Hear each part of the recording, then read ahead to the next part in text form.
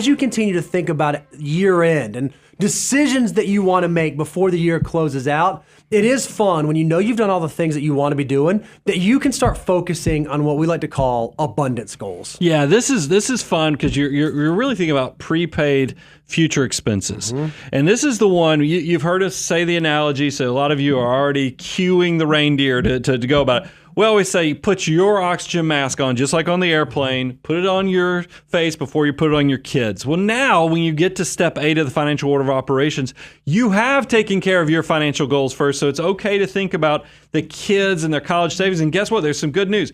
Year-end planning-wise, a lot of states give you tax deductions for funding those 529s, and now's the appropriate time to take advantage of that. Or maybe you've been doing that and you're thinking, you know what, I've got some big vacations I want coming up, or maybe this is the time we want to upgrade the automobile, or maybe we want to buy the second home, or maybe I want to start investing in rental property. Well, year end and step 8 is a great time to be thinking about those things. Okay, if I have the big bonus coming in, do I want to put in the swimming pool? And how much of that bonus is gonna be able to put? That's a Christmas vacation reference. We're throwing all kind of good stuff in there. How much should I be putting aside and putting away in order to do that, in order to be able to accomplish some of these abundance goals? Well, also use this as a moment to just kind of self-analyze, reflect on what is abundance for you, because we all know that money is not, it really is just a tool. That's right. And you're going to have to find out that abundance is really the intersection of having purpose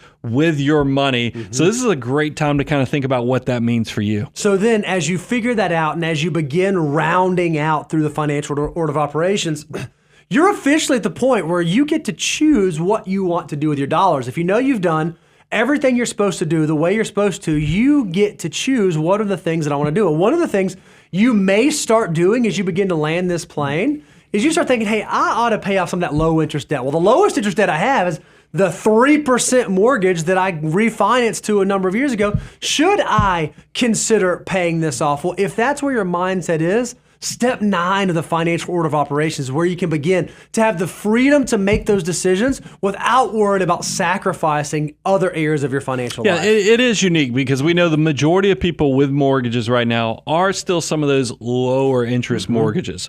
But I do want to give people the understanding there's a reason this is step 9. This means you've already gone through steps 1 through 8 of building your financial foundation. So now this is moving beyond get rich activities. This is more of a stay wealthy activity, because you are minimizing risk and other things. But I want to caution people.